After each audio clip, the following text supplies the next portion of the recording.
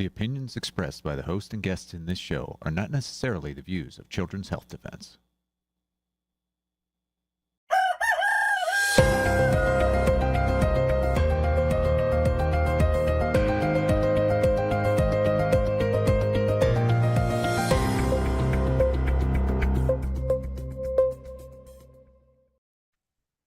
Good morning, America.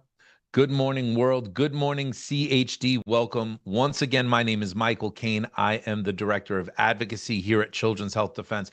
Today, we have a phenomenal show for you. Sarah Starman from Friends of the Earth talking about toxic pesticides in Target's baby food. Once again, it's getting worse. And then we are going to have Miriam Eckenfels on to talk about FCC's power grab and being screened strong with Risa Evans and Melanie Hempe. So stick around for the entirety of this show. We got a lot of critical information for you. But first, as always, we have some headlines. We have some news for you.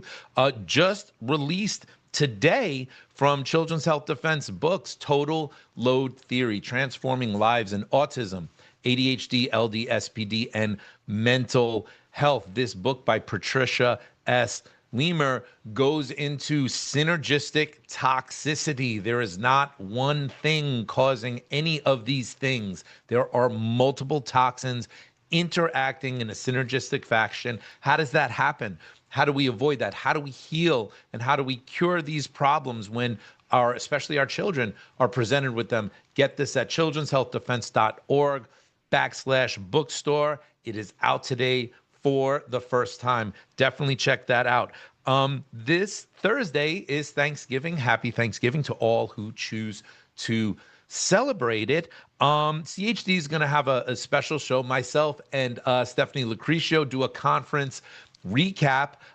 We talk about the insanity of planning that conference and just what a miraculous event it turned out to be. One of the best medical freedom conferences I've ever been to, especially for Children's Health Defense. So you want to see that. And also, we are going to be showing AZT Cause for Concern will be debuting as well, too. So this Thursday on CHD TV, check that out if you can. I want to go over something near and dear to my heart. This is an update on fired unvaccinated workers in New York City. I am one of them. I was fired as a special ed teacher for not getting the COVID shot. I started the group called Teachers for Choice in response to this. And there was a case called Kane versus de Blasio, which is now called Kane versus the City of New York, is going to SCOTUS, trying to. It is at the door, and we just got two major amicus briefs submitted in Kane versus de Blasio. This is kind of a big deal. One of these comes from the Pacific Justice Institute, which is a force, a powerhouse in the area of religious liberty, especially as related to healthcare and education in the workplace. That Pacific Justice Institute has been around since 1997. We also got an amicus brief from the Lurica Institute, and both of them focus on how religious exemptions don't require a man, an institution, a book, or a formal religion to be valid. This is really important to me. I grew up in a home of Buddhism and Catholicism, and New York City's attorneys actually said to me, well, since the Dalai Lama's vaccinated and the Pope says you should be vaccinated, you can't get a religious exemption. So I'm very, very hopeful about this case. The amicus briefs are important. The justices look at them. It does play a role in whether or not they accept the case. And to everybody out there of faith, please pray that in the first week of December, that the justices at the highest court in America have the knowledge and wisdom to take on this case and to do what is right, to restore and make whole all of the workers in New York City fired simply because they wouldn't inject something that went against their sincerely held religious beliefs, went against my sincerely held religious beliefs. There is some good news about this, though, too. While we're still fighting in the courts, Mayor Eric Adams, who has about a month and a half left before Zoran Mamdani replaces him in New York City, he has started a process to reinstate fired unvaccinated workers. He's not going to give us back pay, but he is going to reinstate us without signing a legal waiver. You see this. Yes, unvaxxed NYC teachers and principals can be reinstated to work without signing a legal waiver. There was some confusion if this applied to teachers and educators. It does. If you want to be reinstated, if you even think you want to be reinstated, send an email to the following gigantic email address. If you can write it down, here it is: NYCPS Service Return 2025 at schools.nyc.gov. See if you can get that one. One more time: NYCPS Service Return 2025 at schools.nyc.gov. I'm going to be publishing this at teachersforchoice.substack.com, along with the email addresses to send for firefighters, cops, and sanitation workers. We have those email addresses now. I'm just confirming them. We'll put them up, and you can try to get back to your job or near to your job without signing a legal waiver, without ending your lawsuit. While that's not everything that we deserve, it's a major step. And while I have not been the biggest fan of Eric Adams, and he should have done this years ago, thank you, Mayor Adams, for finally doing the right thing. You might end up saving some lives. I mean, I know teachers that are driving Ubers right now. You know, I know kitchen workers in New York City schools that were homeless, that went into the shelter system. So hopefully we can reverse some of that. Now, with this reinstatement process, there was a meeting that New York City held by an administrative branch called DCAS. DCAS is kind of the rule implement. Think of them as the HR for New York City. And when we had this hearing, hundreds of people came on to the hearing. I think nearly 100 people gave testimony at this. I think we have some B-roll of the crazy Brady Bunch Zoom meeting of what it looked like and how it was going on. But we did have hundreds of people here. There you see the administrators and such. What was really nice to see was the president of the firefighters union in New York City, Andy Ansborough, came on and gave testimony in full-throated support of unvaccinated firefighters who lost their jobs because they did not give the they did not get the COVID vaccine. I don't think we see a picture of his face on this, but we are going to hear Andy's voice. Let's show that testimony. Thank you. I'm Andrew Ansborough, the president of the Uniform Firefighter Association. The UFA represents the ranks of firefighter, fire marshals, and the Marine titles, who are among the most dedicated public servants that kept the city functioning through the most difficult days of the COVID-19 pandemic at personal risk, great personal risk to themselves when personal protection wasn't always available. We continue to show up for work and do our jobs, and never let the city down or the city's residents. The UFA supports the addition of Rule 628, which would ensure the reinstatement of the UFA members and other city employees that were wrongfully terminated after having previously placed on involuntary unpaid leave because they had refused to be coerced into compliance with the city's COVID-19 mandate, which was imposed during the emergency period. While it was intended as a public health measure, the city's COVID-19 vaccine mandate created unfair and unequal consequential choices for the workforce. The rapidly imposed vaccine mandate requirement included the threat of a loss of job, which left members little room for individual choices or due process. Many were coerced into getting the shot that they didn't want to get, and many made the choice to unfortunately get terminated. Many of these members served on the front lines as emergency responders for years with unblemished records prior to the pandemic. And for about 18 months prior to the imposition of the vaccine mandate, they continued to serve the city and sacrifice their health and the health and sometimes the lives of their families while fighting against the exposure to the deadly virus. It is these members who were forced to lose their employment for personal or religious convictions and were caught in the city's evolving policy decisions at the time. The addition of Personnel Rule 628 provides an overdue remedy for these affected workers who had their livelihoods disrupted. This rule allowing reinstatement of our members who were dismissed for noncompliance with the COVID vaccine should, however, be accompanied by separate legislation that would ensure the returning employees are made whole, including back pay, lost wages, and the ability to repurchase pension credit for lost service time and salary grades as well. And also, this should be expanded to cover members that took the option to vest out to allow them to come back, and members that were forced into early retirement. Many careers that could have been years or decades longer were cut short due to this ruling, due to this mandate. And also, this was not done by the rest of the state or many other places in the country. The state still allowed people to get tested and wear PPE in place of being forced out of work. I believe that a rule allowing reinstatement of all of our members and back pay for these members and back pension credits will strengthen our city's workforce and show that mutual commitment and trust exists between the city and its workers. Thank you for your attention. And thank you so much for bringing this forward. But unfortunately, it's short, but it's a step in the right direction. Thank you.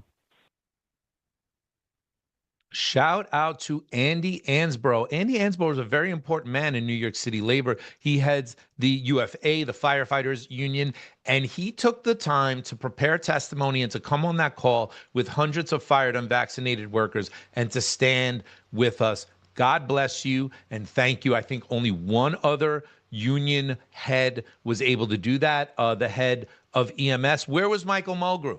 Where was the head of the United Federation of Teachers? You had over 100 teachers on that call, dozens of them giving testimony, nothing from Michael Mulgrew. Speaking of teachers, I want to show a brief testimony from a friend of mine who gave testimony at this online hearing. Her name is Akila Norris. She was a teacher for over 20 years in the same building, fired because she didn't get the COVID shot. Let's hear from Akila. We haven't had any pay since October 4th of 2021. That's the educators, at least. And right now I'm a little bit nervous because I'm trying not to be emotional. I'm trying to just stick to the program, which is the actual bill that's at hand. However, my life has been impacted in ways that I can't even express. Going from having no pay from October 4th, 2021, and being an educator of 21 years, not thinking that the city would do anything like this. I worked at the same school at PS 158 all of those years because I loved it. I loved it, and my identity was so wrapped around being a teacher. So to be fired for my religious beliefs, which were held throughout my whole career, like it was on record. I didn't vaccinate my children. It wasn't just a COVID thing. It was a life thing. Like this wasn't just the one instance. So being terminated has, of course, impacted my finances. I was the sole provider of my family, caring for my mother because my father did die during COVID. And my mother depended on my income. And I no longer was able to do that.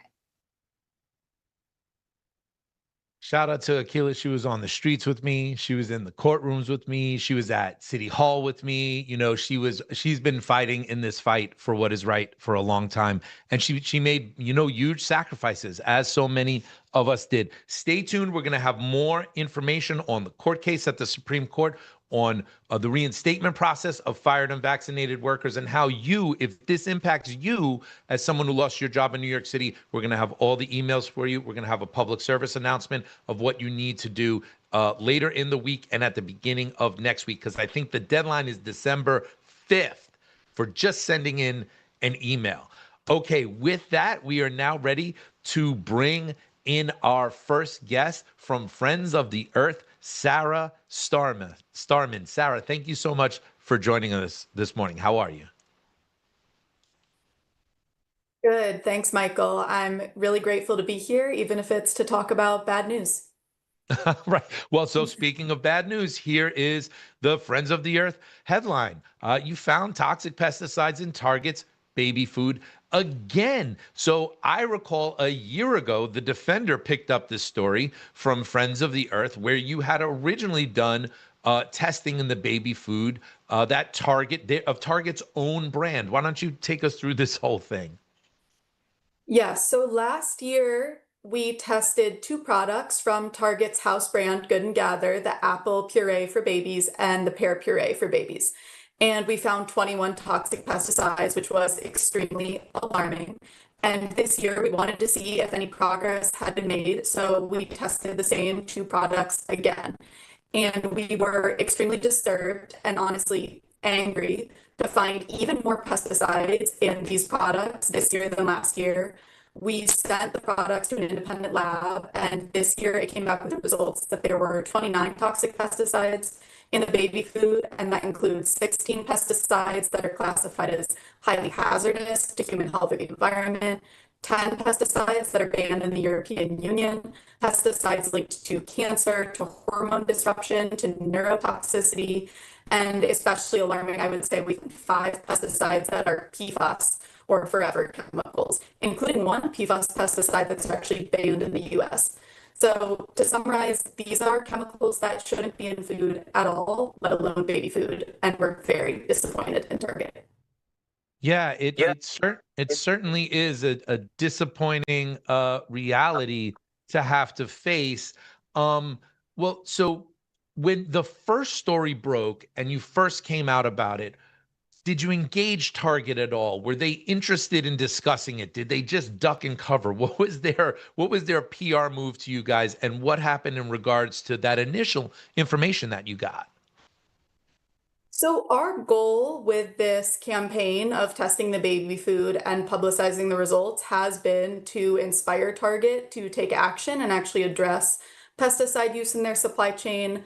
There are other major food retailers in the US. I think there's 7 now: Whole Foods, Sprouts, Walmart, Costco, Kroger, Meijer, and Giant Eagle. So a major amount of grocery stores. They actually have time-bound, measurable commitments aimed at reducing pesticide use in their supply chains. And so we want Target to have that same policy, especially because Target is a trusted company. They have a huge amount of power. They make over $100 billion of revenue every year. And we think they should be, rising to meet the industry standard. So when we tested the baby food the first time, we published the results. We shared them with the media and on social media. We know that some media representatives did reach out to Target for comment. We also sent the results directly to contacts at Target and, so they could take a look. We did not receive any response from them, either publicly or privately. And since we sent them those first results a year ago, we have not seen any public commitments or new announcements of new policies, which is really disappointing. And so that's why we decided to do it again and continue to pressure Target. We're especially disappointed because they released a sustainability report about a month ago, and it was 111 pages and didn't mention the word pesticide even once in regards to human health or the environment. So we just think they need to pay more attention to this issue, and that's why we're continuing to test their products and highlight the importance of this in their supply chain. So I just have one question about that. When they released a sustainability report, what was that? Sustainability for the environment and the earth, or sustainability of their business model? What did they mean by sustainability? What was that report focused on?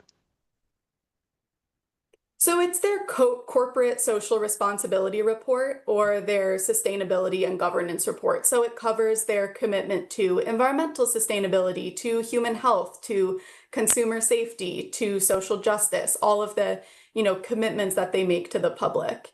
And we would think that pesticides, given the massive scope of the pesticide problem in the US and the harms that they cause to human health, to consumers, to farm workers, to people who live near pesticide manufacturing facilities, we would assume that this is something Target would want to address. But unfortunately, it doesn't seem to be on their radar. And we really are disappointed in how they're tackling this. The whole issue of pesticides in the current administration is certainly an area that's been disappointing to anybody that cares about the health and well-being of the planet and the health and well-being of humans. Robert F. Kennedy Jr. being the head of Health and Human Services is, a bright shining star in the administration. There's some great things happening. Heading the MAHA Commission, that had some promise that might be an overarching umbrella for what we know Bobby Kennedy's convictions are related to pesticides, related to glyphosate. I mean, he's led the charge when he was a litigator, when he was an attorney in the private sector. But heading EPA right now is Lee Zeldin, who might speak to MAHA values. But when we look at what has actually happened, we're not seeing a ton of MAHA truly coming out of the EPA. Why don't you talk to us a little bit about that? Absolutely. So I think you're very correct in pointing out that the failures on pesticides aren't just happening on the corporate side, they're also happening on the federal policy side. And essentially, since Trump took office in January and since Lee Zeldin was appointed, we have seen the EPA completely betray the values that it's supposed to be, that are core to its mission. The EPA was created to safeguard human health and the environment, including from toxic chemicals. And it is not only failing to uphold this mission, it is acting in ways that are completely counter to that. For example, the EPA has recently approved 2 new PFAS or forever chemical pesticides for the market, despite the wide concerns about PFAS and their persistence in the human body and in the environment. The health harms of PFAS, which we're growing to understand, include cancer and hormone disruption. They just approved 2, and the EPA is planning to approve 3 more in 2026, according to them. So they're pushing out more and more dangerous pesticides instead of protecting us from them and rolling back environmental and health contamination with pesticides. Additionally, they have pushed to expand the use of dicamba, which is a highly harmful pesticide. They have fired over 100 Office of Research and Development scientists, which is one of the only department at the EPA that actually works for people and works to research the impacts of chemicals on human health. And of course, I think a lot of this is due to the fact that not just Lee Zeldin, but many of the key people at the EPA in top positions regulating pesticides come from the chemical industry. And specifically, I'm talking about Linda Cleva, Nancy Beck, Kyle Kunkler. These are 3 of the top appointees at EPA right now that are in charge of regulating pesticide use, but they come from American Chemistry Council in the case of Nancy Beck and Linda Cleva, which is a pro-chemical lobbying organization. Kyle Kunkler is a pro-pesticide lobbyist formerly before joining EPA for the American Soybean Association. So the fox is in charge of the hen house. We've put people who come from the chemical industry in charge of regulating chemicals that the chemical industry wants to profit off of, even when they harm human health. So this is a massive problem that we're going to have to address if we're going to tackle pesticide use in the US. I mean, this is just classic agency capture. I mean, this is the exact topic that Bobby Kennedy dedicated his life and legacy for decades and decades to expose, whether it was at the EPA or at the CDC or FDA and on and on and on. It's straight out of the playbook. It's not creative. It's not hidden. It's not hard to find. And it certainly is extremely disappointing. One of the things I actually feel myself getting depressed talking about this stuff, but it's okay. We'll get to an action in a second on it. But one of the things I want to point out, when you say they're approving PFAS, these forever chemicals that are in our water supplies, that are coming up everywhere, they're approving PFAS to be sprayed on our food in pesticides. It's not just like they're approving it in some chemical process that might make a toy or might make an item. They're spraying it on us for us to consume. It's kind of shocking to me. So tell us what we can do. You have this great research you've done. You're doubling down on target. You have a corporate target. Pardon the pun, but it's true. What can people do to help amplify this, to help make moves, whether it's on target, whether it's on the EPA? Tell people what they should do about this. Absolutely. I think it is so important for us to take action. I think what is so terrible about pesticides is that it affects so many people. I mean, we're talking about, again, the places where they're manufactured. And, mostly poor communities and communities of color live around these pesticide manufacturing facilities and face harmful health impacts. We are talking about farmers and farm workers who are exposed as they grow our nation's food, and rural communities who experience pollution from pesticides in their air and water. And of course, we're also talking about consumers, all of us who purchase food at the grocery store and eat it not knowing whether or not it contains pesticides. So this is an issue that affects so many people. But I think in a kind of strange way, what that means is we have an opportunity for people of all different walks of life from all across the country to come together and to be part of a movement that can challenge the system as it is and advocate for a better system, and specifically a system that makes clean organic food available and affordable for every family. So we need to help farmers transition to organic farming, and then we need to make sure that organic food is available to everyone, regardless of your income level or where you live. Because organic farming does prohibit 900 pesticides allowed in conventional agriculture, and it also prohibits, additionally, artificial growth hormones, synthetic food dyes, antibiotics. It's proven through decades of research to be better for the environment, for animal welfare, for human health. We're looking at a lot of benefits backed by a rigorous legal standard, proven by research, and we all need to raise our voices to advocate for organic for all. Specifically, you can call Target, call their customer service line. Companies depend on consumers, and so that means we do have power over major corporations like Target if enough of us raise our voices. Call them, tell them you saw these baby food results, tell them you're concerned, and urge them to meet the rising industry standard and implement a policy that will reduce pesticides in their supply chain and increase organic offerings. You can also call your members of Congress, your representatives, to talk about the federal policy issues, like corporate capture at the EPA, and encourage your representatives to, for example, ban pesticides that are banned in the European Union or tackle the influence of corporations over our agencies. So there's action we can take on the corporate side and the policy side. And I think together, if people can come together across, our differences to fight for these issues that we all share, we can really make a difference.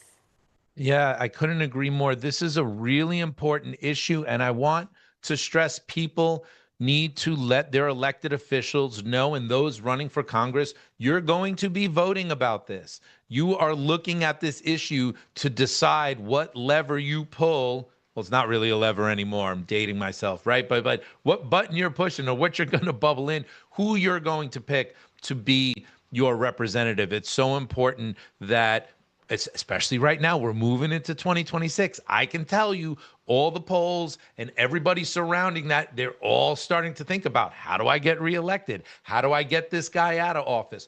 All of that stuff is happening now. Everybody should go to FOE.org. Friends of the Earth. Go through all their resources. They are an absolute critical organization in this space. CHD TV and Defender is constantly going to them for a source, republishing their stuff and putting it out there because they are a trusted source in the area of protecting our food supplies, protecting humanity, and protecting the Earth. Sarah Starman, thank you so much for joining us today. I hope to have you back soon. Of course. Thank you so much, Michael.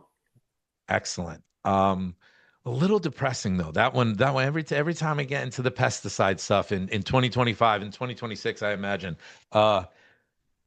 not enough W's, not enough wins in that space. But we could change it. We can definitely turn it around. And speaking of turning things around, and speaking of areas we need to be concerned with, EMR is a critical space we need to be in. At the CHD conference that we just held, historic conference, over 1,000 people there. When the EMR panel was happening, I was walking around. It was 2:30 on our last day, and it was packed. And every table had 2, 3, or 4 people taking notes with their notebooks out, paying such attention. This is an issue that is on the rise, that the people are ready for, and the people are ready to learn more and to take action with. And with that, I'm going to turn it over to the head of CHD's EMR department to talk more about this, Miriam Eckenfels.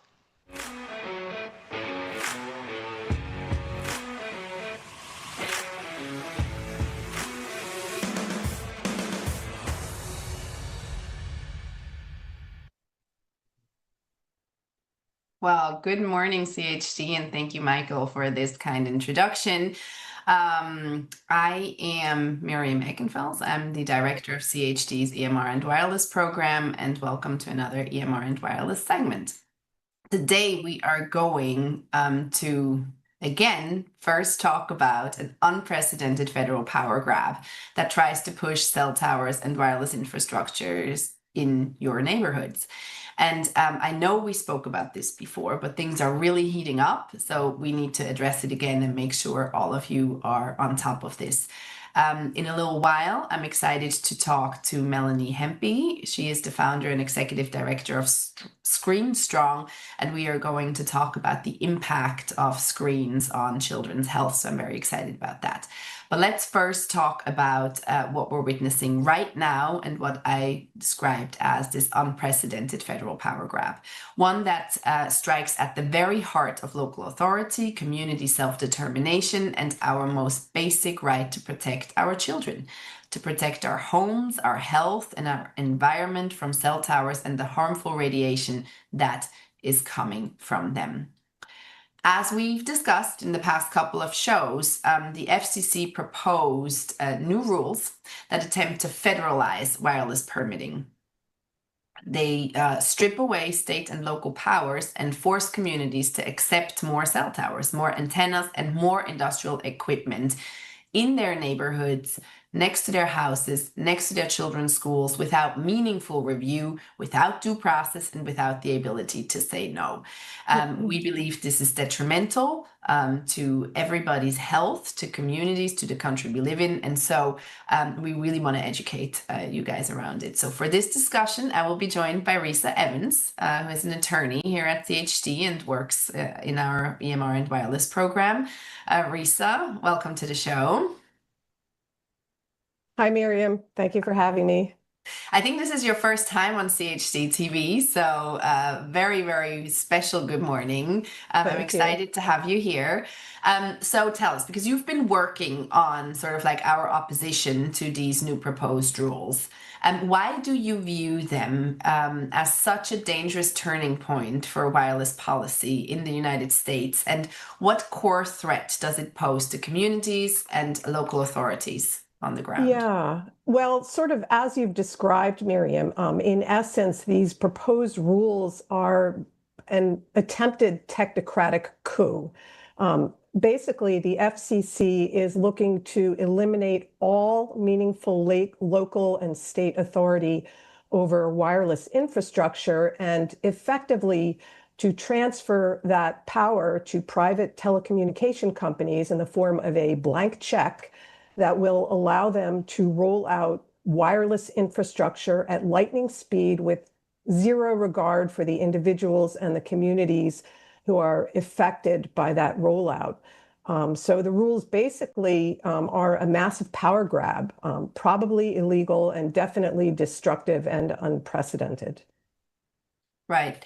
And so part of our opposition to it was to sort of like try to work with local communities and local authorities who are trying to defend their rights. And I know you've spoken with many local authorities that would be impacted by these new proposed rules. So tell us a little more about how the new proposed rules impact local authorities' ability to essentially do their jobs, and what patterns are you seeing? How are they trying to oppose this? Yeah, so I think so just first to describe what the FCC is trying to do in a little bit more detail, because then the reasons why local communities are opposed to these rules become obvious. So basically what the FCC is seeking to do through this notice of proposed rulemaking is to preempt a variety of crucial zoning tools that the FCC says inhibits the deployment of wireless infrastructure. So, for example, preempting aesthetic-related zoning conditions, setback requirements, and any other kinds of rules that right now zoning authorities are able to use to sort of manage where wireless facilities are placed. The proposed rules would also require communities to allow telecom companies to densify their networks, meaning put in a lot of small cells, whether the communities like it or not, and whether or not there's any gaps in coverage.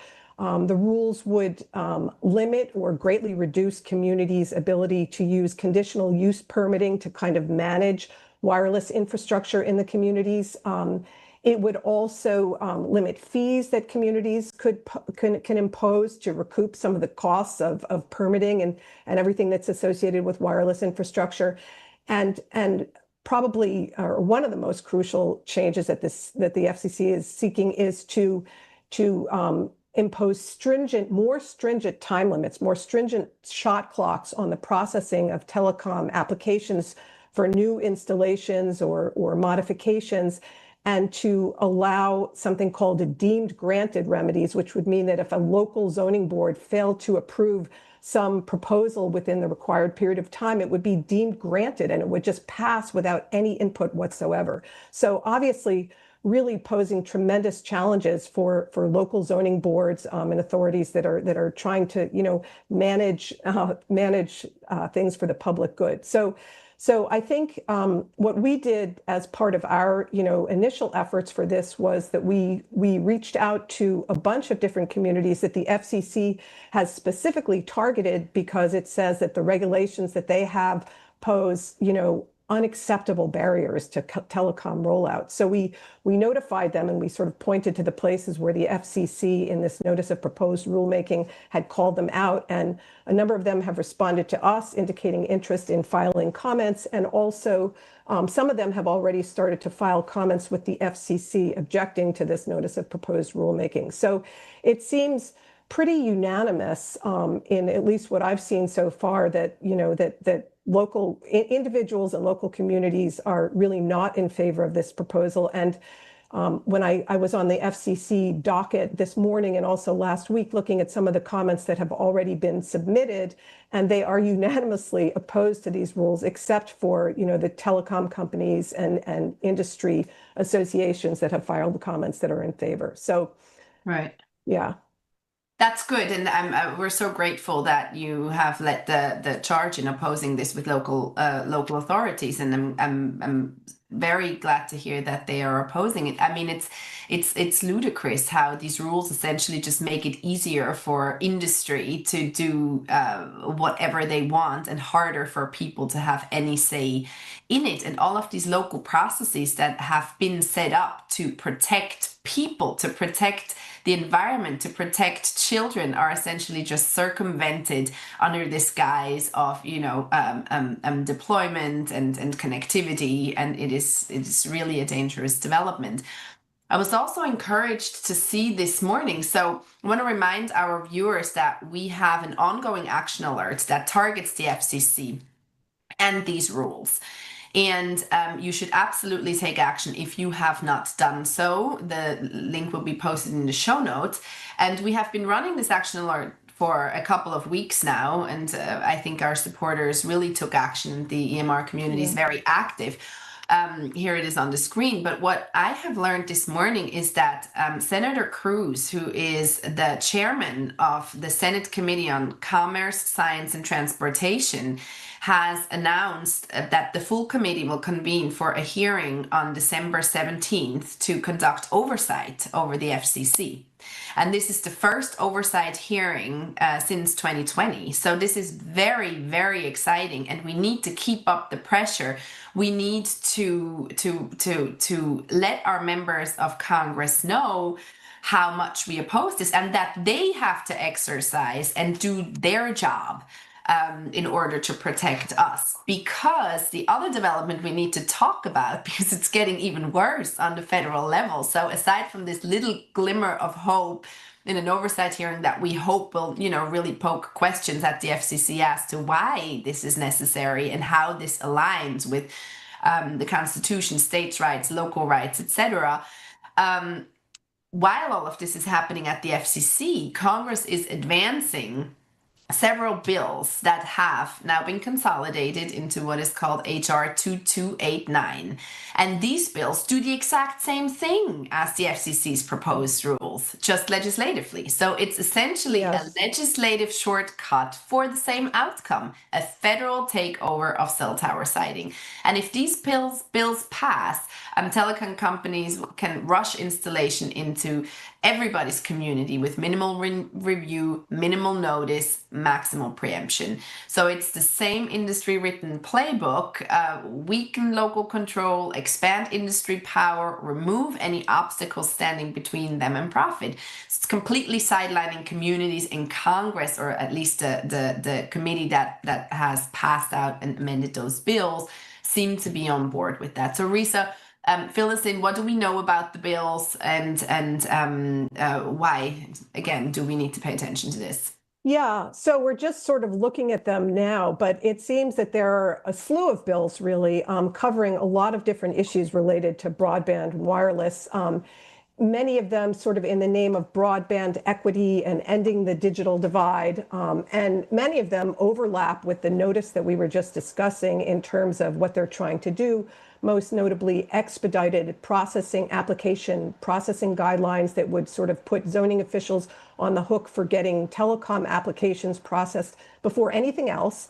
And then with the applications being deemed granted, if they don't process them in time, also some efforts to remove other zoning tools. It seems, I listened last week to the committee hearing, and there was a lot of sort of partisan back and forth. It seemed that the Democrats were sort of blaming what they're calling a problem with slow broadband rollout. They're blaming it on the failure to release some funding that was allocated for that, while the Republicans were sort of saying that the delays are due to red tape.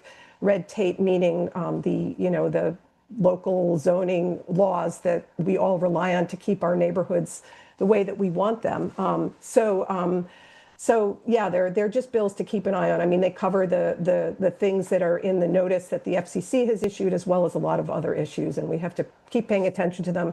I think just to add to what you said, Miriam, in terms of what individuals can do, in as well as contacting your representatives in DC. I think it's very important to make sure your local officials are aware of going on, because it's really important, certainly in the comments for the FCC's proposed action, but also to let members of Congress know.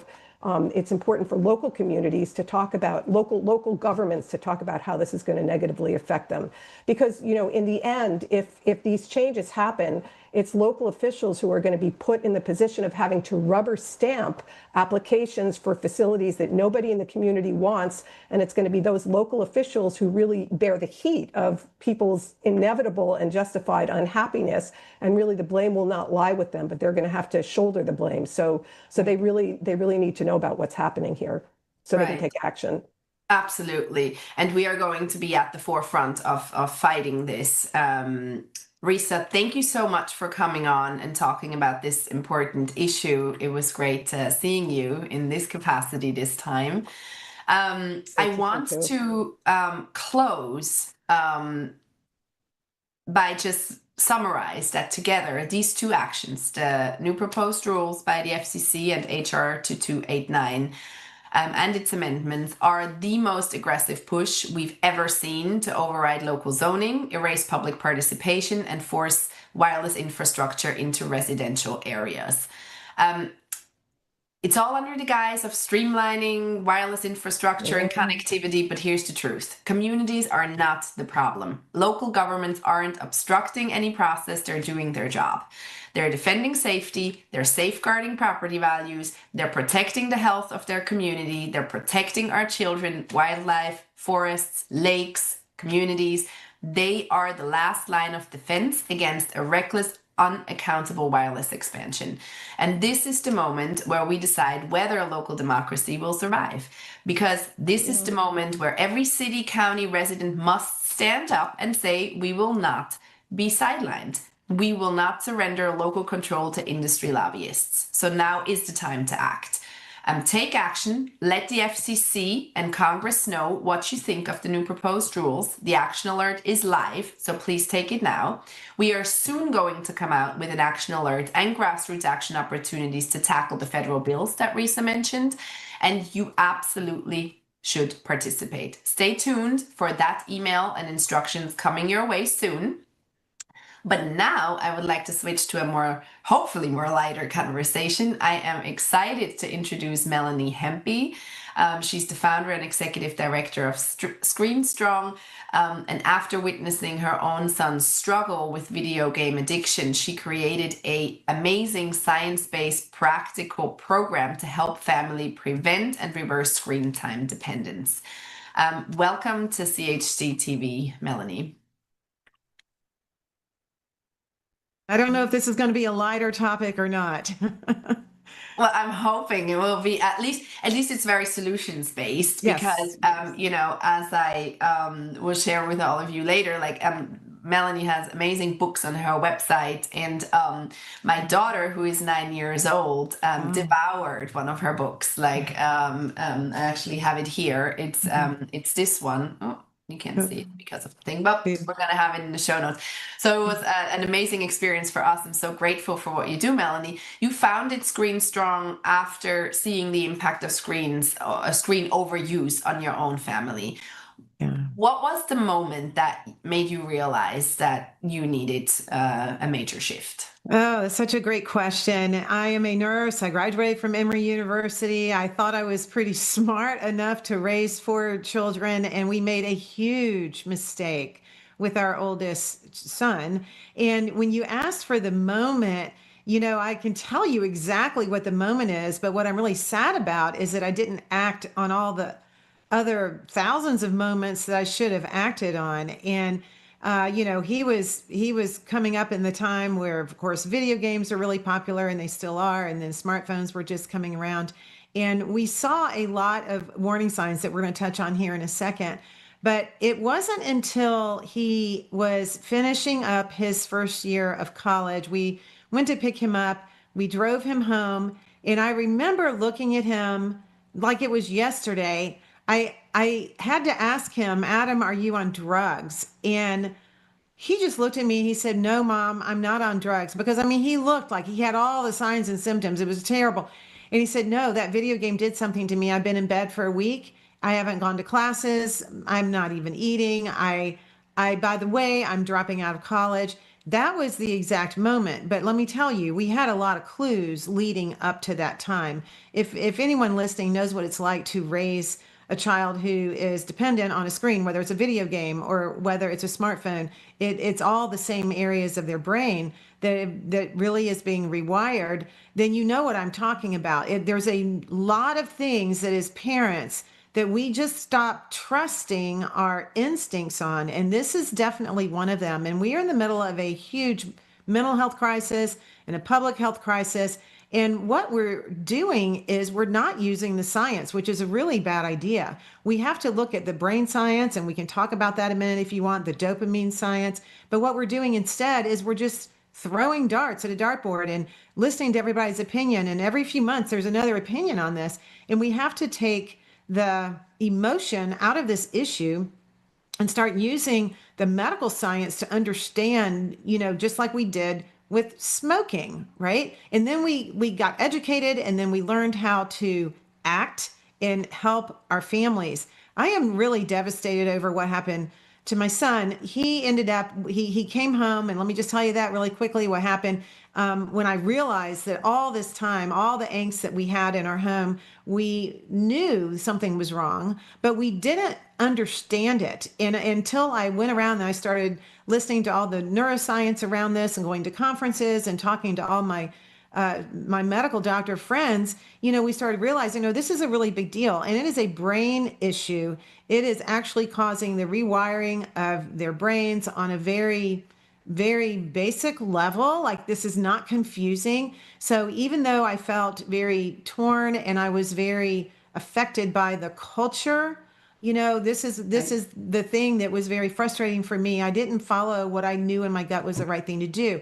And so we ended up taking the video games and the smartphones away from our younger 3 kids. So we did a different experiment on our younger 3 kids. And we decided, hey, this one didn't work so well on this first experiment. So now we're going to try this other experiment. And it worked beautifully. And my daughter was a D1 athlete. She didn't even have social media. It wasn't a big deal. She didn't have a smartphone. She had a flip phone. It was fine. And my younger boys, did not have video games to really rewire their brains, and their brains were rewired for real life and for actually social skills. They are emotionally totally fine. They weren't left out of anything that we didn't care they weren't left out of. They were left out of social media, which was probably a really good thing. But that actual moment in time was on that drive home from college, when you just lose your blind spots and you see exactly what happened to your kid. And with everything that's happening in our screen world today, it is the parents' responsibility. It is not our children's responsibility. They cannot withstand all the persuasive design, and we can't manage it And that's the other thing. We can't balance it. We can't manage it. We have to walk away from it from a period of time until their brains are really more developed. Right. So talk to us a little bit about this brain science before we get into the early warning sign. I've recently, and I mentioned that it's essentially the same thing that happens if you consume opioids, right? In the brain. So talk to us a little bit about that. This is crazy. And I know it's crazy, right? And so if your daughter read The Adventures of Superbrain, that's our third grade, lower school book, elementary book. We actually figured out how to explain this to an elementary child. So I will explain it to you. We also have, of course, the student edition, which is the middle school version. We're working on the high school edition right now, as well as the preschool edition. So my mission is to explain this in a very simple way. So very simply, I will tell you that whenever your child is on a screen, an interactive screen, I'm not talking about watching a baseball game necessarily with you, on a Sunday afternoon. That's not what I'm talking about. I'm talking about the interactive screens, because not all screens are the same. Our kids are not getting addicted to Excel spreadsheets. Okay, I'll just be honest with you. Those types of screens do not produce the amount of stimulation in their brain. So it's very simple. What happens when a child is on a screen? They're interacting and they're going back and forth, whether it's video games or social media, they are getting a surge of dopamine. Now, what parents don't understand is it is the same dopamine that you get when you're on drugs. When you're on cocaine, for example, it's not a chemical that gets put in your body that you get high off of. What it is, it's a drug that blocks the uptake receptors in the neuronal synapses, okay? So what ends up happening is dopamine isn't recycled, and now we have a buildup of dopamine. Think of it like a clogged sink. So now there's all this dopamine in your brain, and you are actually getting high on your own supply of dopamine. Dopamine is dopamine. The chemical formulation is the same, whether it comes from the interaction that happens with cocaine or whether it comes from a child being on a very immersive screen. It is all the same dopamine. And what happens is the limbic area of their brains, the reward center, gets rewired. So for children who are raised on screen activity where it becomes a number one thing that they're doing, their brains look very different on an MRI study than kids who were just allowed to go play naturally outside and do all the things they're supposed to be doing in childhood to fix those neuronal connections. It looks very, very different. And this is what happened to my son.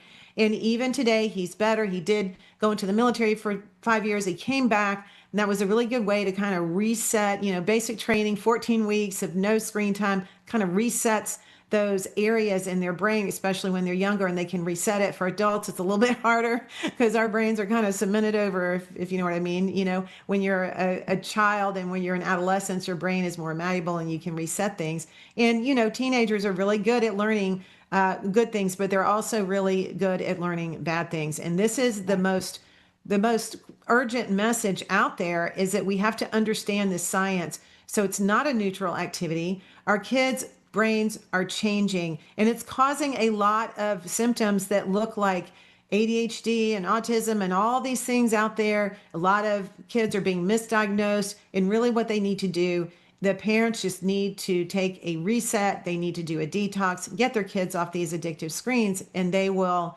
actually thrive and be much better. And it's not as hard as you think. Right. It's really not as hard as you think. Right. But that's the dopamine science in a nutshell. Yeah. This is so interesting. And it's crazy too, because, in today's public schools, right, they're on their Chromebooks all the time. There's very little consciousness as to all of that.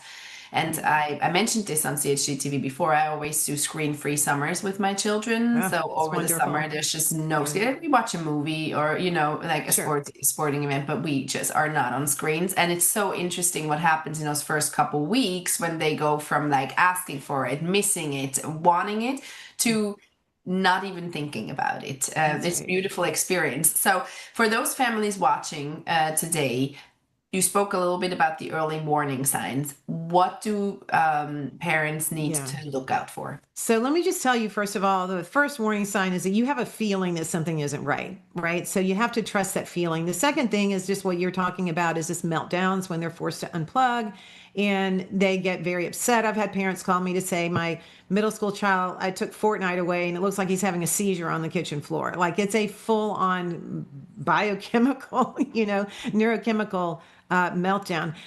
They start playing more and more over time. They can't seem to get enough. They're trading time with people for their screen. So if someone comes knocking at the door and they want to go play outside, they don't want to do that. They want to stay on their screen. They're sneaking around. They're lying. They can't think of things that they like more than their screen. This is a big problem. I say if your child can't list 3 things that they really love more than their screen, then you're headed for trouble. But I will tell you the biggest warning sign that I feel like that is just describing this whole issue in a nutshell is the word detachment. When you feel like that your child is detaching from your family. This happened with Adam. He would be in the basement playing his video games. It was very hard to bring him upstairs, to get him to come to dinner, to get him to come to his sister's birthday party upstairs, you know, that detachment. And this is what I think defines the whole screen crisis right now. Honestly, it's this detachment, and it causes a lot of mental health problems. So if any of those things sound like something that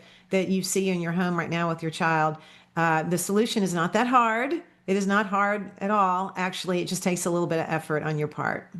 Well, talk to us about that, because I know Screen Strong helps families reclaim sort of like a healthy, balanced childhood. Yes. So what practical steps can parents start taking right now, whether they see warning signs or not? Yeah, so there's 3 things whenever you're dealing with this kind of a toxicity in your home, whether it's anything, but screens are toxic. Not all screens, just certain uses are. And what you do is you have to get educated. And that's why we have the Kids, Brains, and Screens material. We have, like you read the adventure book, and then we also have the student edition for middle school. This book is so awesome. It explains the brain science in such an easy way. So you really can't do anything until you start explaining what's happening to your kids and understanding it better yourself. The next thing you have to do is you have to remove the toxicity. This is true with any toxicity in medicine. You will not be able to get better until you remove it. We have a 30-day detox on our site that's going to be free through the holidays, so you can get on that. I have a Substack as well, Be Screen Strong. We talk about how to remove it,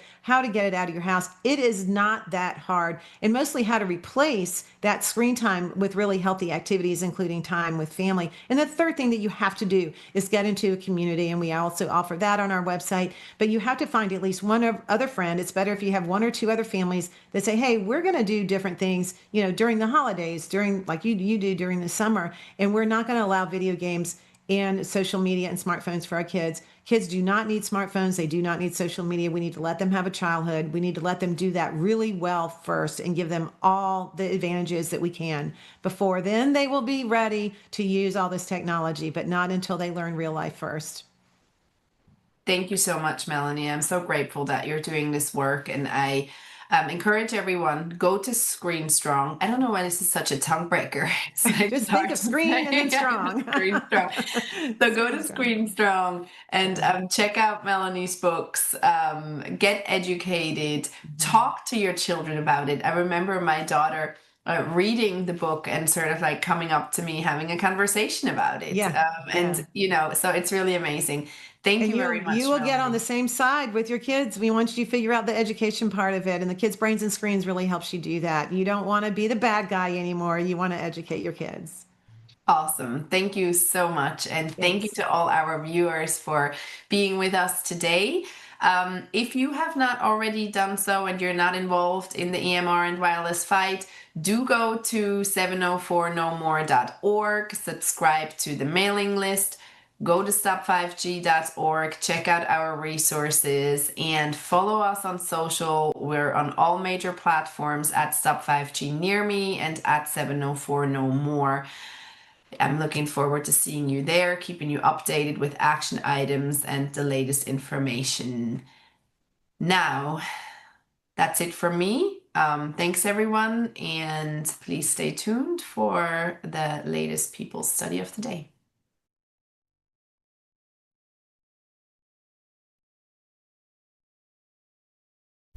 So now, can you tell us who you are? Who are you? Chuck Getz. And you are? Wendy Wharton. And you both worked for Tyson Foods? Yes, ma'am. Okay, and what did you do there? I was a refrigeration manager. And what were you? Quality control analyst. And you both refused the COVID shot, is that Yes, where ma'am. we're going with this? Yes. Okay, talk us through what happened. Do you want to go first? Yes, ma'am. On early August, they announced that they were going to enforce the COVID vaccine mandatory in order to maintain your job there. And so I went home, talked to my wife about it, prayed about it, and I talked to the good Lord about it for several hours. And the next morning when I got up to go to work, as I walked out on my porch, just as clear as we're talking right now, I had a voice tell me, do not take a shot, I'll take care of you. And where I live, I don't have neighbors or anything, so I knew that was the Lord lead me in that direction. So I went to work and told them I'm not taking a shot. So as time went, come November, they walked me out and told me that I could go on leave plus, but I would not get paid because of my religion. During that 3 months or so while I was waiting to be let go, all the other maintenance managers would leave me out of meetings. They didn't have a whole lot to do with me. I had my manager told me one day, well, if it's a religious thing, just go ahead and do it and save your job and just ask God to forgive you. I had the main manager there at the complex told the environmental person there at the plant that he had a dream the night before, because we had a ammonia leak, and I had to go in at like 3 o'clock in the morning. And he said, God told me he put you here to take care of my people, and just laughed, just thought it was really funny because of what I told him about why I wouldn't take the shot. And So they mocked you? They mocked me, left me out of, just kind of shunned me from everything. And till this day, when I see people outside of Tyson, they still will not speak to me, people in management. I have since took another job and doing fine, but they also, I don't know what to say,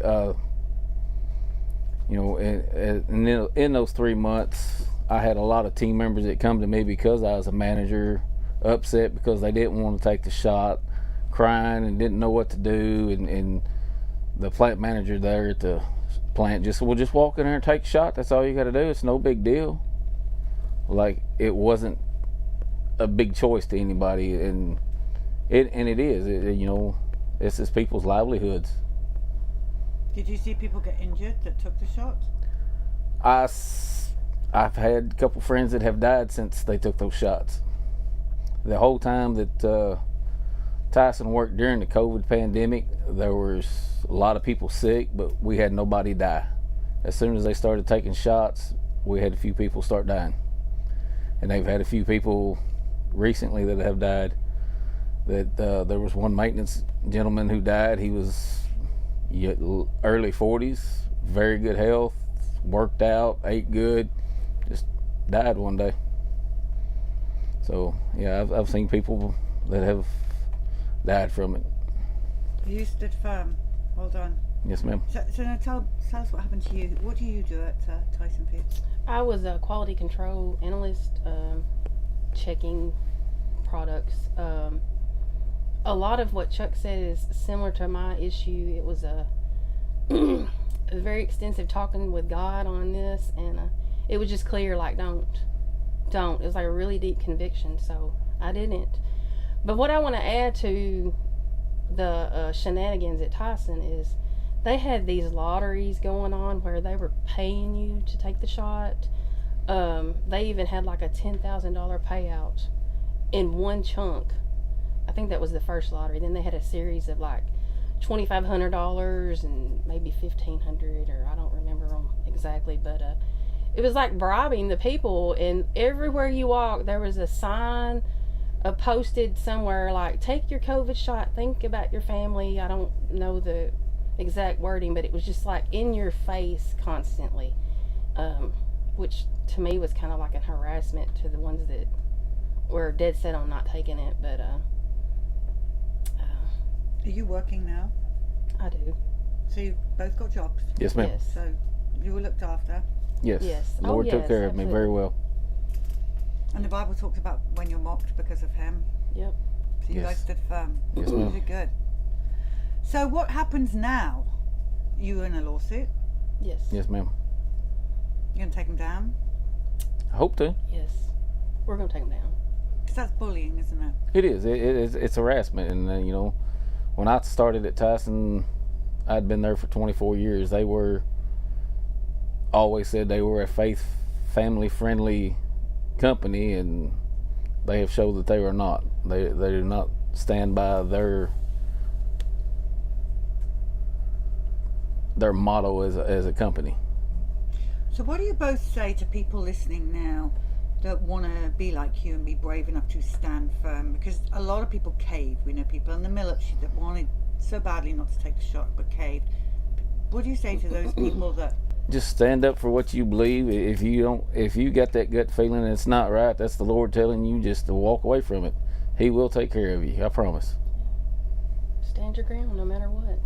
Anything else you both want to add to this?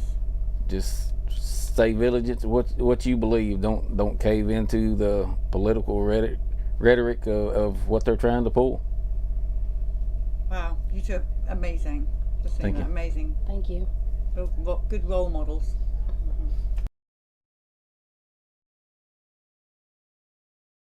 I had a battalion commander come to me and she said, "Dear God, we're killing our own soldiers."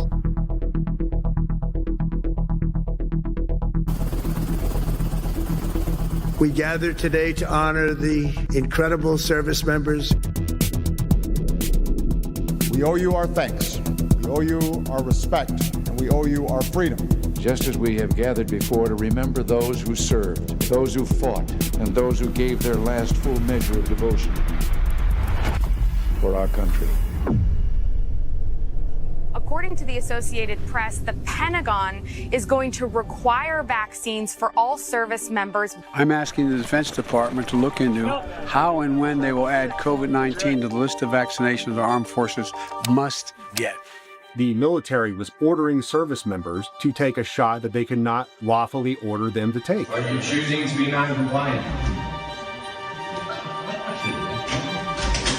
Get on the floor! Get on the floor! Leaders did everything legal or illegal within their power to coerce and influence their service members to get the shot. I'll never forget, I received a phone call from a mother whose son was a Marine at 29 Palms, and she told me her son and 9 other Marines were being held in confinement in the brig until they got vaccinated.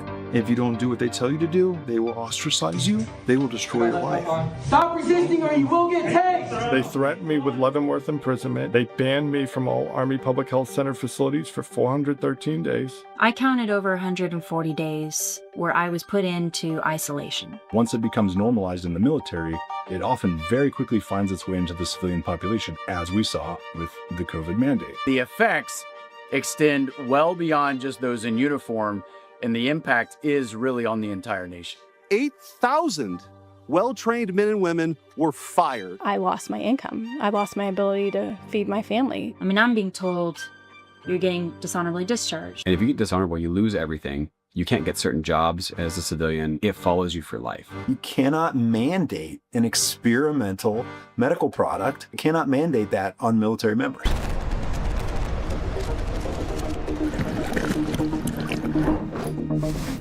In my entire medical career prior to this, I had never seen a young person with a stroke. I had never seen someone have a massive clot without provocation. We were in great shape. We were doing very well. But then as soon after the vax is when my health went downhill. When people celebrate all the freedoms that the military gets to grant this country, when the military's freedoms and really the country's freedoms are actually being taken away.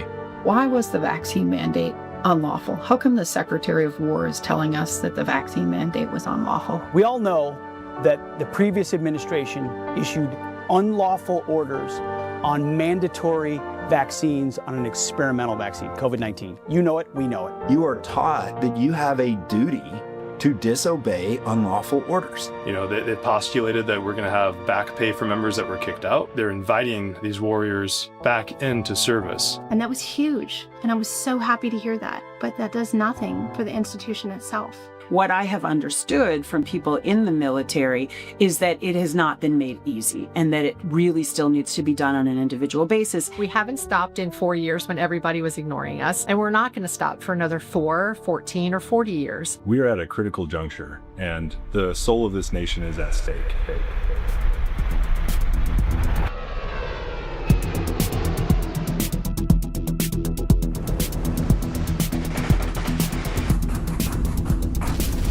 when we talk about orders that are unlawful. Now, there is a duty to disobey.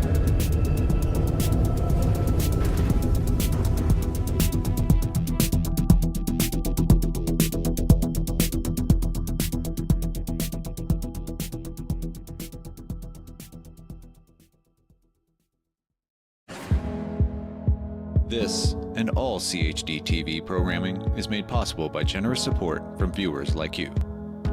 Please consider making a contribution today to keep our programming going strong. Thank you.